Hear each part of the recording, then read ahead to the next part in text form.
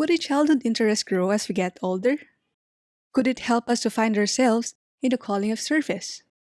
In today's Sensei episode, we will feature an ecclesiastical designer, and at a young age, he owned a business called Remedios Ensemble. Join us as we explore investment making, learn valuable tips, and improve with Mr. Marvin Bata Jr. here in Sensei Season 2. Their skills and talents.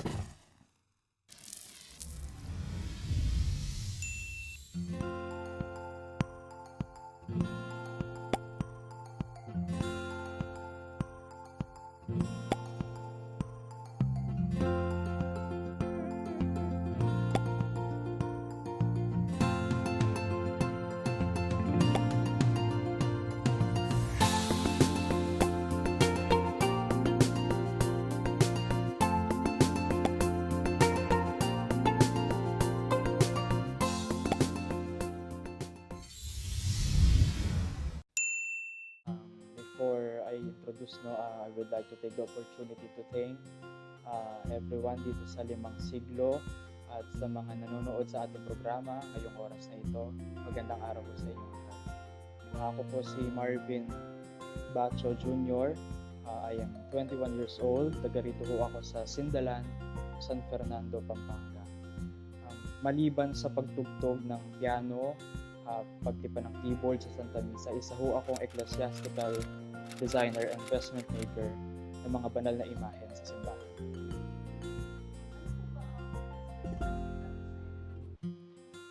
Ang ecclesiastical designer siguro mas maganda kung hihimayin natin yung dalawang mga salita. So, pag sinabi kasing designer, marami nang nakakaalam yan.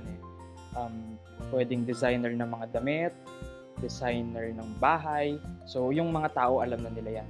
Pero mag-iiba yung meaning ng salitang designer pag idinugtong mo yung salitang ecclesiastical. So, ano ba yung salitang ecclesiastical? Kung ang ecclesiastical, ang pinaka-root word nito is ecclesia. Ang ibig sabihin nun, Latin word yon, na ang ibig sabihin ay church, simbahan sa wikang Tagalog. So kapag ikinabit mo yung ecclesiastical or yung ecclesia sa word na designer, ang ibig sabihin ng ecclesiastical designer is ito yung mga tao na may angking kakayahan, angking talento na masasabi na ginagamit nila pwedeng sa pagsisilbi, paglilingkod, and pagbibigay serbisyo sa simbahan. So ito yung mga ecclesiastical designer na nagde-design ng simbahan, pwedeng sa pagpipinta sa mga walls and ceiling, ecclesiastical designer sa mga damit ng pare, mga tinatawag nating liturgical vestments. Meron din yung mga ecclesiastical designer sa mga vestments ng mga santo, ng mga banal na imahe na makikita sa loob ng simbahan.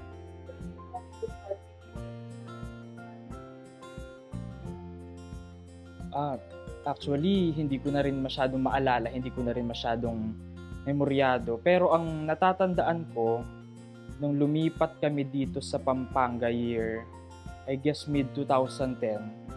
So medyo malaking adjustment yun para sa amin, sa pamilya namin. Siguro mga a year after or 2 to 3 years after nung paglipat namin. So masasabi mga 2012 yun, 2013. Pumasok akong nights na altar server sa simbahan. Doon, pagpasok ko ng simbahan, yun ang natatandaan ko. Kasi nung bata ako, tahimik lang ako, tapos observe sa paligid. So nakita ko yung mga imahen sa simbahan, yung mismong simbahan. Out of curiosity, nakita ko yung mga damit ng mga santo. Like, paano kaya ginagawa to? Ang gaganda naman yung mga damit ng santo, gamit ng santo. Paano kaya ginagawa yung mga to? Sunod-sunod na yon. Simula nung nag-serve ako sa simbahan, nag-nights, nag-choir din ako. Pagtapos ng mga araw ng pag-aaral, yung weekdays, sa weekend nun magtatahi ako out of mga reta-retasong materyales lang, mga tela. Minsan ang ginagamit ko pa nun, yung mga kortina ng lola ko, yung mga mantel ng lola ko na nilalagay namin sa bahay. So pag magagulat na lang siya, kapag magpapalit na kami ng kortina sa bahay, pag-aangat niya yung tela, sira-sira na, punit-punit na yung tela. So doon ako nagsimula. Ang naaalala ko pa noon, high school ako, ang baon ko 70 pesos lang. Isang buong 50, isang buong 20 pesos, bali 70. Yung 20 pesos, naalala ko pag yun ang gagamitin ko as pamasahe papunta pa uwi ng paaralan, and 50 pesos, yun yung pinakabaon ko sa school, pambili ng pagkain, sa recess. So ang ginagawa ko nun, yung 50 pesos hindi ko gagastusin yun, iipunin ko na.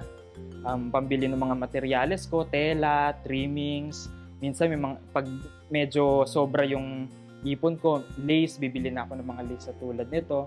Para sa iba, para sa ordinaryong tao, sa mga kaibigan, sabihin nila, naku, nagpapakagutom ka sa school para sa mga ganyan. Pero sa paningin ko, ganun ako ka-dedicated do sa ginagawa ko, sa pag-uumpisa kong yun. Siguro mga ako noon, 11 or 12 years old. Mga ako noon grade 6. Then dire-diretso na noon. Ganun yung mga masasabi kong humble beginnings ko sa pananahe. Ang sabi nung family ko sa father's side, yung great-grandfather ko daw, marunong din manahe. Gayon din itong lola ko sa side ng father ko, marunong din siya manahin ng mga kurtina, punda, mga kobrekama. Ganon din itong lola ko na ang kwento niya, ang tinatahi niya is mga baby dress. Actually, bago pa panahon ng Hapon, nagtatahi na siya.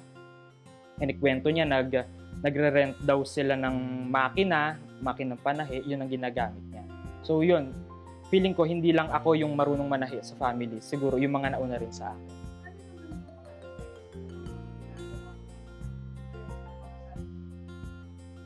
Yung pattern, kasi madali lang yan. Minsan, ginagawa ko siya kapag lalo na pag bago yung isang santo katulad itong nasa likod ko. Bagong imahin to. So ako muna yung gagawa ng pattern ng damit. Though minsan, may mga ginagawa tayong damit ng santo na may mga pattern nang binibigay yung mga nagpapagawa. So, kumbaga ready-made na yung pattern. Minsan nakagawa yun sa Manila paper, pattern paper. Tapos, pag tatahiin na gagawin na yung damit, susundan lang yung pattern na yun.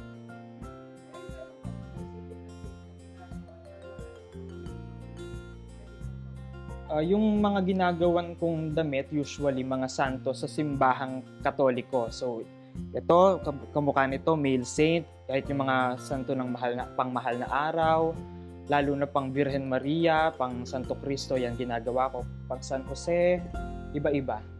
Usually ang tawag dito is mga sacred vestment kasi yung mga nagsusuot, hindi naman basta-basta katulad ng mga imahe na ganyan. Minsan binabasbasan muna yung mga damit, or since yung mga imahen, binasbasan sila, sacred vestment at tawag dyan kasi binabasbasan sila ng pare. For more Senseiing Limang Siglo videos, you can visit our social media accounts. Please do like, share, and subscribe.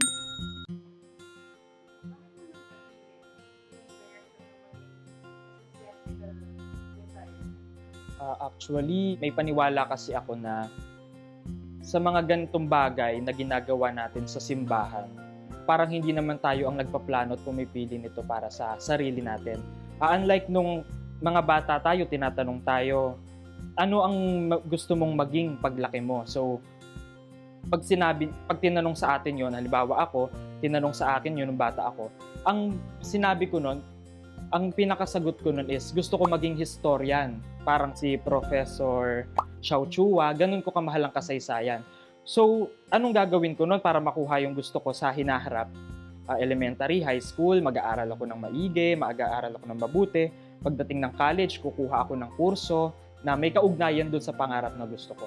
So, doon pa lang, makikita mo, pinaplano mo na yung buhay mo sa gusto mong gawin. Pero pag dito sa ating ginagawa sa simbahan, sa ating paglilingkod, tulad nitong pananahe, paniwala ko ang aking paniwala, hindi ako ang pumipili nito para sa akin.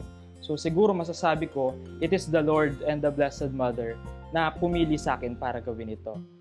Pero kung ang tanong is, paano ko pinili yung ginagawa kong ito na pananahe, actually hindi ko alam dahil hindi nga akong pumili nito. Siguro sa observance ko sa pagdaan ng panahon ng aking pananahe, siguro pinili ito ng Diyos para sa akin para unang-una makatulong ako sa nangangailangan, sa mga gustong or mga aspirants din na gustong manahe, matutong manahe, gayon din sa mga nagsisimula na manahe sa sa kanilang mga negosyo na gusto nilang lalong palawakin or payabungin yung ginagawa nila. So yun ang pinaka-importante, makatulong ka sa kapwa mo, lalong-lalo na doon sa mga nag-uumpisa pa lang. Let me share this experience. Way back siguro mga year 2019 or 2020 kasi pandemic na nun. Meron akong isang big project. Masasabi kong big project kasi medyo kilala yung nagpagawa, medyo malaki rin yung budget ng nagpagawa. So medyo malaking proyekto yon kung tutuusin. Pero since nabigyan lang ako ng very limited na oras na panahon, parang time frame na gawin yung damit, kailangan ko kako ng katulong ng makakaagapay antabay sa akin habang ginagawa yung damit para mas lalong mapadali, para mas ma-meet ko yung time frame na binigay sa akin. Kinausap ko ito, actually ito, hindi ko na siya babanggitin, no? Nagsisimula siyang magtahi, kumbaga newbie, rookie pa lang siya sa pagtatahi. Kinausap ko siya, then nag-approve naman siya kaagad. Tapos sabi niya, sige po, Sir Marvin, gawin po natin yung project. Ginawa namin, then natapos yung project, na-meet namin yung deadline. Hanggang sa napasuot na doon sa santo, yung nangyari, all praise naman yung mga nakakita, pinuri naman nila yung damit, maganda daw, maganda pagkakagawa. So right after nung napasuot yung santo, may message ko yung kinausap ko na newbie na mananay. Sabi ko sa kanya, congrats sa atin kako kasi maraming nagandahan, maraming na nagkagusto doon sa may damit. Congrats sa atin kakong ganyan. Lalo na sa'yo kasi newbie pa lang, marami ng nagandahan doon sa gawa mo. Tapos, since it is pandemic na nga, naka-reply siya sa akin siguro mga 2 to 3 weeks after. Tapos nung nag-reply siya, sabi niya, Sir Marvin, sorry kasi late nga daw siya nag-reply. Yun ang sabi niya sa akin, thank you kasi hinayaan ko siya or kinuha ko siya maging part ng project, ng big project na yon. Kasi malaking tulong daw yung kinita niya doon. Parang natustusan niya, I'm not sure kung ano yun, pero natustusan niya yung gamot for his mother. Yun ang sinabi niya sa akin na salamat daw kasi ang salitang ginamit pa niya nun is nadugtungan yung buhay ng nanay niya. So, sa realization ko dun sa nangyaring yon, actually hindi na ako naka-reply sa kanya nung simula nun, na importanteng tumulong lalo na sa nangangailangan, lalo na sa mga kasama natin, yung mga nagtatahi ng damit ng santo. So, napaka-importante no, mahalagang bagay.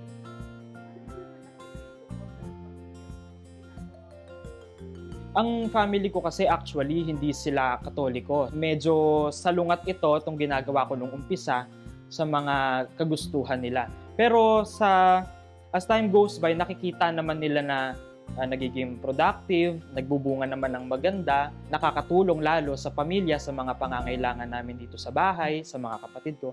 So unti-unti nakuha ko yung suporta nila na dumating sa point na sila yung nagpupush sa akin na gumawa ka na, kapag may time na minsan wala ako sa mood gumawa. O gumawa ka na, kumilos ka na, tahiin mo na yung ginagawa mo para matapos ka on time. So all support sila ngayon sa ginagawa kong pagtatahi. Yung mga materials na ginagamit natin sa damit, usually itong tela, itong mga trimmings na to, katulad nito. Meron din tayong pelon, yung pinakapalaman ng damit. Kasi kapag tela lang yung ginamit natin or itong actual tela and yung pang-lining, medyo malambot tignan yung damit. So dapat nilalagyan natin ng pelon para nang sa gayon, magiging stiff yung damit pag binihis sa santo. So yung tela, iba-ibang klase rin yan. Meron tayong Duchess, katulad nito. Meron din tayong crinoline or crinolace, katulad nito. Ito, PDS or yung Fudeshwan na tinatawag natin. Sa trimmings naman, iba-ibang klase rin yan. Meron tayong mga imported, katulad nito, yung gallons na tinatawag natin. Imported yan usually galing ng Pakistan, ng India, ng Spain. Meron din tayong mga local trimmings, katulad nito, mga made in China and Japan. Madalas nabibili ang mga ito sa local stores, sa mga shops natin dito sa Pilipinas like Divisoria. Itong pang-lining natin, ang ginagamit nating tela rito is usually Gina. Gina ang tawag or minsan satin ang ginagamit natin dyan. Iba-ibang kulay din yan. Merong Gold, usually gold and silver. Ito mga lace na ginagamit natin, ito tawag nila rito is Class A na lace. Mas simple siya tignan, mas simple ang dating, flat lang siya. Compare dito sa ating mga 3D laces or yung mga, minsan meron din tayong multicolored, mas naka-emboss yung mga design na tulad nito, itong bulaklak yung sa gitna niya, mas naka-emboss para meron siyang 3D effect. Kung titignan mo, mas nakaangat, nakaalsa yung mga design. Gayon din sa ating mga abaloryo or yung mga beads or yung mga pakinang na tinatawag natin. Itong mga rhinestones na to, tsaka ito, iba-ibang klase rin yan, iba-iba rin ang kulay. So meron tayong rhinestones na nabibili sa mga local stores natin like Divisoria. Meron din tayong nabibiling mga imported, yung mga Swarovski crystals, yung mga freshwater pearls, yan. Medyo may halaga nga lang yun compare dito.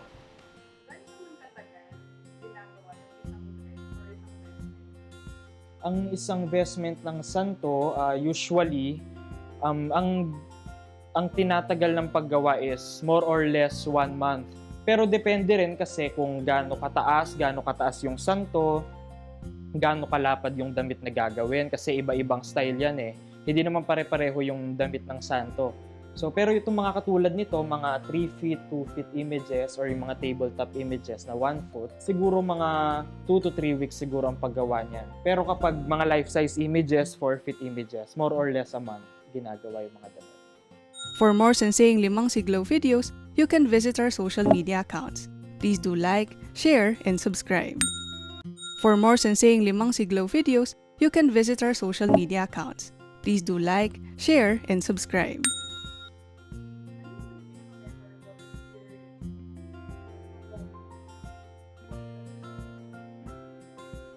Ako kasi nananahina ako ng damit since 2018. 2018, so kung bibilangin sa panahon sa taon ngayon, almost 4 years na. And hopefully mag 5 years next year kung marami pang magpapagawa. Pinaka-memorable ko is yung pinakauna kong ginawan. Pinakiusapan ako ng taong to. Actually, nagkita lang kami ng biglaan sa fiesta. Maalala ko sa fiesta ng Santa Rita. Nakifiesta kami kay Miss May Gosyoko sa Gosyoko House. Nandun siya kasama yung paring nagbisa, ibang seminarista, and ako kasama yung mga kaibigan ko. Bigla niya akong nilapitan. Actually, kinalbit niya lang ako. Sabi niya, uy, gawan mo naman yung birhen ko. Which is Virgen de los Remedios, patrona natin dito sa Pampanga. Actually, yung mga time na yon, nagdadalawang isip pa ako kung gagawin kong business na ba, yung pananahe. Tapos biglang ganon, may magtatanong sa akin na pwede ko daw bang gawan, babayaran naman, sabi. So kasi pag may money involved, tapos schedule, tapos time frame, mas lumalawak kasi yung obligasyon mo doon sa trabaho. Unlike kapag nananahi ka lang, pang libangan lang. So, ang sagot ko sa kanya nun, biglaan, actually hindi ko pinag-isipan yun. O sige kako kuya, gawin natin yung damit, gawan ko ng damit yung birhen mo. Tapos, yun ang for me, pinaka-memorable, yung paggawa ko ng damit ng Virgen de los Remedios. Hanggang sa time na lumipas, dumating yung mismong koronadang Virgen and yung original dito sa Baliti, yung ginawa natin ng damit. So yun yung pinaka-memorable para sa akin na nangyari sa buhay ko as mananahe. Kaya itong ginagawa ko ngayon is parang dinedicate. Hopefully, next year will be the parang 5 years ng ginagawa ko ng business kong ito. So sana as a parang kick-off dun sa anniversary, kung pagbibigyan tayo ng Birhen at ng Diyos, itong isusuot ng mahal na Virgen de los Remedios ngayong koronasyon this year 2022 is gawa natin ng Remedios Ensemble.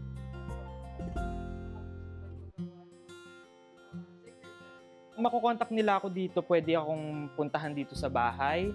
Meron akong Facebook account, Messenger account, meron akong email, Gmail.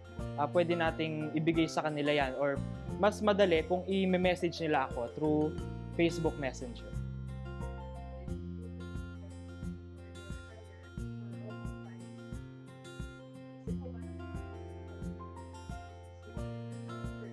Siguro nung bata. Kasi pag bata, sasabihin ng mga magulang mo, ng mga kamag-anak mo, naku, si Marvin mahilig sa santo. Siguro magpapari yan, ipasok niya na seminary.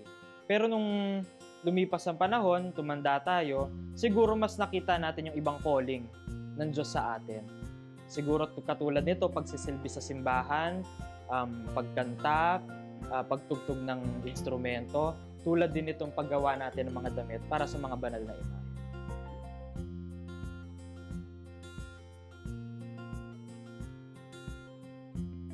Step siguro kapag gumagawa ako ng damit, unang-una, kumbaga parang mga practices paggawa ng damit, no?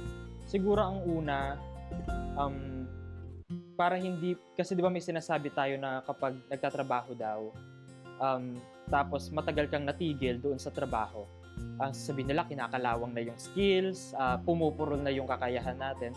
So ako, kahit wala akong ginagawa, kahit rest day or free day ko, gumagawa pa rin ako ng mga damit. Kahit hindi siya paggawa ng client, ginagawan ko, pwedeng santo ng kaibigan ko, gagawa ko ng damit, or minsan nagdo-donate din ako sa ibang simbahan. Nang sa gayon, nasasana yung skills natin palagi, hindi siya kumbaga natatambay. Lalo na yung nag-i-improve din yung kakayahan natin, yung mga skills natin. Also, nag-a-adapt tayo ng ibang style, yung mga uso ngayon. Yun yung ginagawa nating practice. Pero, aside from that, importante rin kasi yung magdasal before, during, and after ng trabaho. So, kahit yung mga ibang practice na ginagawa natin, kahit minsan makaligtaan natin yun, huwag nating kaligtaan yung magdasal, lalong-lalo na bago and after magtrabaho. Kasi yun ang importante.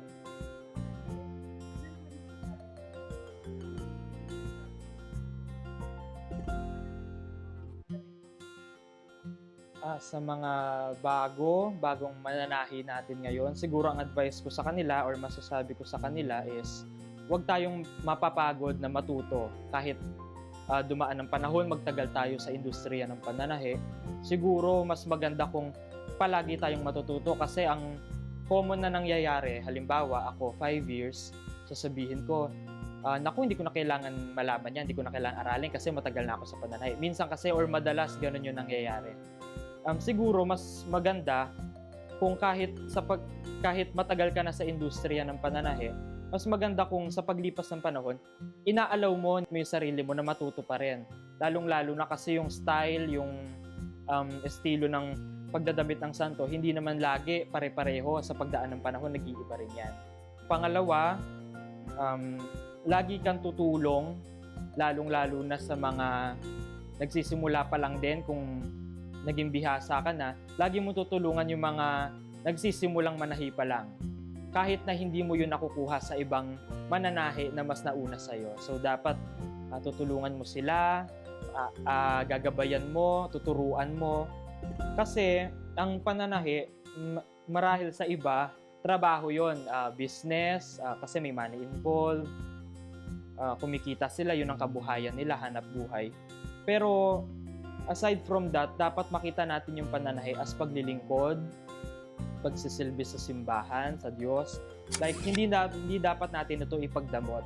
Kasi yung iba, actually noon ako din, nung nag-i-start ako, medyo madamot ako sa ideas, medyo hindi ko masyadong sineshare yung style ko sa paggawa, sa pananahi. Pero, sa paglipas ng panahon, ma-realize mo na dapat pinamamana mo rin yung kaalaman mo sa iba, dapat binabahagi mo sa kanila. Kasi darating din ang time, may papalit din sa'yo. So magandang na ibahagi mo yung talent mo in a good way na pati sila, yung mga bagong mananahi, makakagawa rin sila ng maganda, ng kaaya-ayan, yung maraming tatangkilik sa kanila, tulad nung maraming pagtangkilik sa'yo noon nung medyo baguhan ka lang din. Pangatlo, siguro magkaroon ng mababang kalooban. Importante yon kasi kapag mapagkumbaba ka, hindi ka mayabang, susunod-sunod ang daloy ng grasya sa iyo. Wala matas yung bundok, ang poretang kapatagan ting lalamnaning bundok. Ang bundok, makikita natin dyan yung mga falls, mga anyo-anyong tubig, na unti-unti bababa doon sa kapatagan na kung saan may mga nakatanim. Kung mula sa bundok, bababa yung tubig, dadaloy dun sa kapatagan na may mga pananim, dapat maging ganun din tayo na mula sa bundok na mataas, dapat maging mababang lupa tayo. Ang biyaya ng Diyos, tulad ng mga anyong tubig na bumababa dun sa may kapatagan, hindi naman pataas yung daloy ng biyaya eh. Lalo na kapag sa tao, mas dadaloy yung biyaya kapag mababa ang kalooban mo. Minsan kasi dumarating sa point na para na tayong mataas sa bundok. Masyado nang mataas yung tingin natin sa sarili. Pero dapat sa buhay natin, lagi tayong magsanay na maging kapatagan sa ibaba ng bundok. Para yung tubig na biyaya mula sa Diyos, dire-diretso, walang hadlang, walang aharang, dire-diretsong dadaloy sa buhay natin. Thank you for joining us in this Sensei episode featuring Mr. Marvin Bacha Jr., an ecclesiastical designer and the owner of Remedios Ensemble.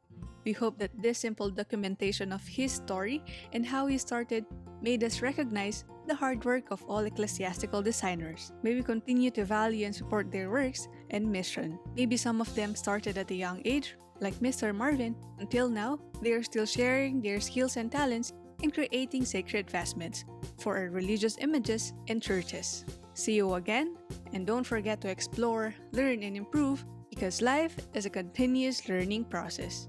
This is Sensei Season 2, Their Skills and Talents.